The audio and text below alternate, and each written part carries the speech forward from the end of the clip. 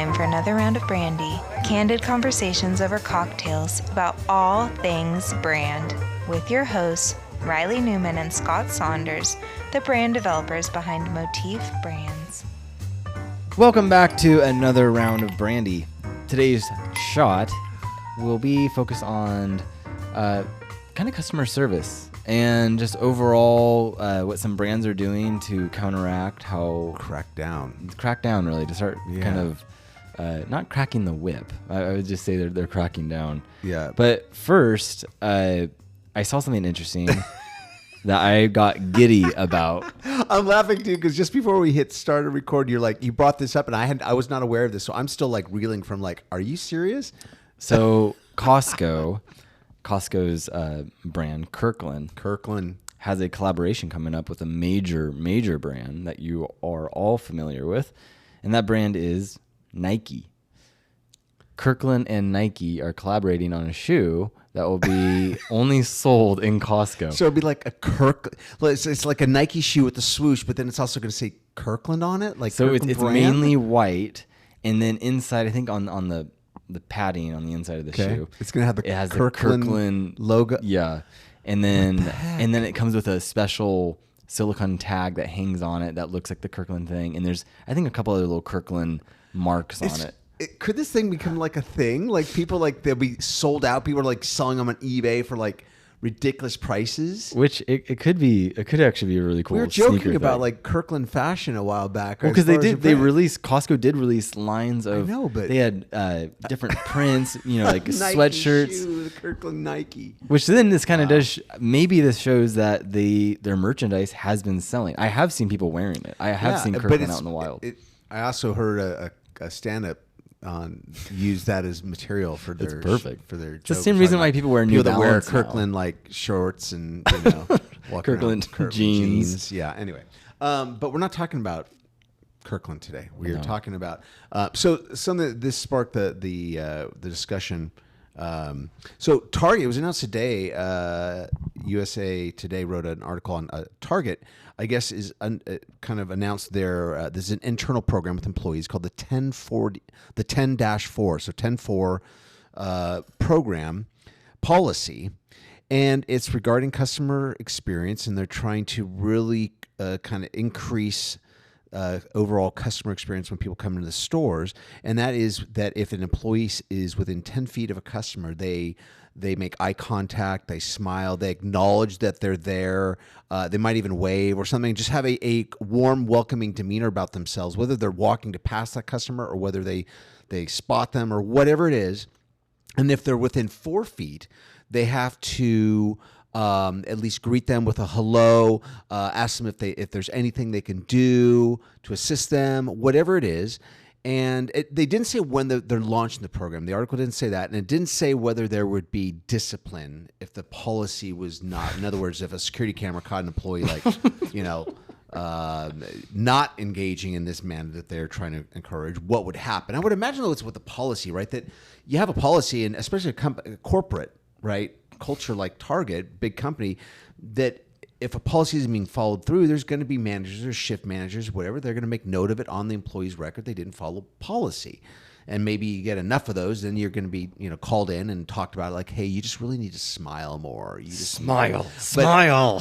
And you brought up something that I wasn't worried about with Starbucks, right? Yes. And the effect it had on you as a customer. Well, first, the Target thing either reminds me of, Scott and I are big, we love musicals.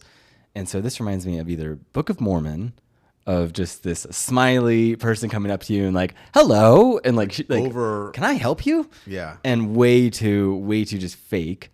Or it reminds me of like Buddy the Elf, and he would be like coming up all close to you. Do you need help? Oh my gosh. So this actually echoes what Starbucks rolled out maybe 6 or 9 months ago when the new CEO stepped in. He came from Chipotle, and he came over to Starbucks and released all these new things to bring Starbucks back to the Starbucks we used to love. And that means getting rid of, or actually bringing back a lot of the customization station where you could pour in your own sugars and all that and creamers, but also bringing back the baristas writing on your cup, because that was a lost art. And so if you go to Starbucks now, most likely the barista will write enjoy or have a nice day or something on there. And it's nice, it's cute. But my problem with it is now that when I see it, I go, oh, they have to do that. And you know that it's a new implemented policy. Yeah, they got to do it. Then, yeah. And so it's fake. It loses its charm. It loses, yeah. And back when Starbucks was like awesome, you had these baristas and they were out of their own free will writing on your cup, and they would write little cheeky things or little things on it. And we feel like, oh, what enjoy. name do you want on? You make some jokey name, and they laugh and they put it down there. And then when they called, it was a fun experience. Then they started doing everything was digitally printed on these stickers that they'd slap on the cups, and because they would process the same in-house or to go, right? And so which again, everything is kind of like, automated. But yeah, that's. So now Target's going to be doing that. And it's interesting because I feel like there's so much we brought up earlier that the new generation, it's the younger, my youngest is 22. It's like that generation, the mid 20s, their generation. We've talked about this with customer service where you come in now, a lot of the shops that have younger employees and they're kind of checked out. They won't engage. Hey, welcome in. Can we help you find anything? No. And then only if you come up, it's like, okay, that'll be it. And then there's just no interaction, no real warmth. Yeah. But that's the generation because the big thing with this young generation is authenticity and transparency. So they are kind of starting to reject more and more social media. Now they're embracing more nostalgic ways of doing life with friends and having more genuine, real friendships rather than a slew of online friends.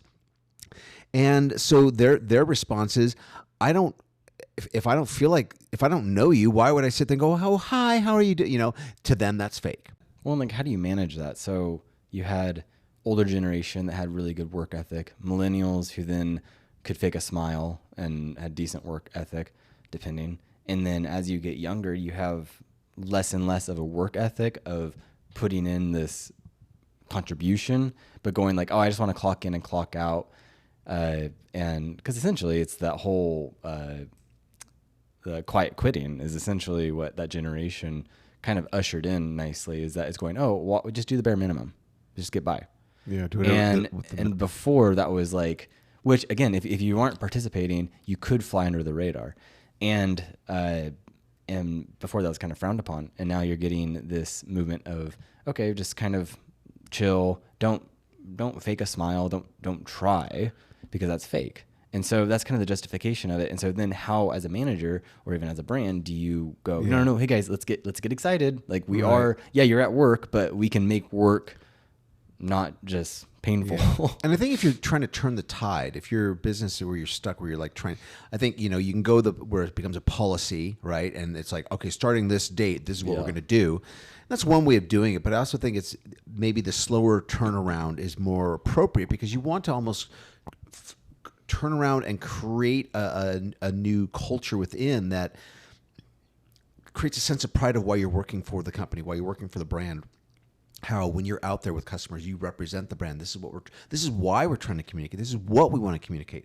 And I think that's why, Walt Disney did that so well with Disneyland, and why and even like In-N-Out and some other brands we talk about a lot, where very heavy emphasis on customer service. And people, like, you don't go, if you're a sourpuss, you don't go put an application at Disneyland to go work at the theme park or at In-N-Out or something, where you see like everyone literally is genuinely grinning and having fun. It's not fake, because they've got a great, vibrant, happy culture, and that shows. And that's why people that go in there, they see that's what they expect. And so anyone that wants to apply there, it's because they want to be a part of that team that's really having fun and loves people, loves greeting people, and it's that whole they're creating a culture that's emanating outward. But like you said, there's companies that do a better job of hiring, and that's why they have a good culture too, right? Yeah, and I think the filtration of setting the standard and having the expectation of, like Scott was saying, someone who applies to work at Disneyland, it's like, what you're getting yourself into. Someone who applies at In-N-Out or any of these other places that have a high standard of excellence, you know what you're getting yourself into. So it's like signing up for the military. It's like, okay, if you're lazy, you probably shouldn't go to boot camp. Like that's not up your alley. And so I think it's like with these brands, it's these roles that they've created of going, hey, when you're signing on to the team, you are getting in the boat and you are rowing. And yes, it's going to be hard work. Yes, you're going to be on your feet and you're going to be working hard. But as a team, we're making this thing come to life. And it reminds me of that the Theater of Brand episode we did, where you do have actors, you do have roles that you take. And when you think about business, especially in this new frontier with AI and everything, the customer service, the human side of it is going to be much more important for those actors and those players and those roles to stand out and actually become vital parts of the overall brand experience. The human experience. Yeah, 100%. And before you had technician, engineer, computing jobs of guys who would go work at, they get a job at Google or Apple or something like that. And it's like, okay, you're getting paid well and you take respect and pride in this role, but those jobs are going to be replaced by AI. And so then this pendulum is swinging now to these more human-facing jobs, which are, again, customer service, sales, these other jobs that are actually going to be much more like human and in so many ways. And so it's like training on that front. And I think too, an analysis of your managers as a brand, because I think I see it trickle down. I can think of one particular store that I walked into, and it's a bigger store, but I noticed clearly the floor manager, whoever was talking to a customer about something, and maybe it was a customer complaint, but the way they were managing it was gruff. It was not coming alongside and trying to empathize with the customer. It was not the best customer service I was seeing, and I could tell that was the manager by the set of keys and walkie-talkies, that radio they had all around their belt, whatever. Strut. And then I went up to the cashier, and you could just tell, like, it was a young kid, but I could tell that he didn't like working there. Yeah, and that's kind of coming down to like excellence and helping. Like when you do see a great company or a great sports team or someone working together, they're striving for excellence, and all of them are aware that excellence isn't this goal that you meet and then you're done. Excellence is all those little steps along the way. We were excellent last month, so we don't need to be excellent this month. Yeah, we can stop. Yeah, we can stop being excellent. When you see someone meet their sales quota or whatever, and it's like, okay, that's great, but keep going. The excellence is what you do every single day, day in and day out. And I think and in the small things. All the teeny things, yeah, those things that make the big difference. Yeah, it's in the details. What Walt Disney would say is that he would say, if we lose the details, we lose everything. Yeah. Brand excellence is found in the details. And I think that's just kind of the root of it, is that now these companies that kind of shot themselves in the foot and, performance-wise, they've been lagging, Target, Starbucks, and now they're trying to turn things around. It's like, okay, let's see what these brands can do now that the virus is kind of set in. Now they're trying to remedy it. But that's all we got for our shot this week. Feel free to ask a question in our form that's attached in the description of the episode. Yeah, I believe. Yeah. And until next week, cheers. Cheers.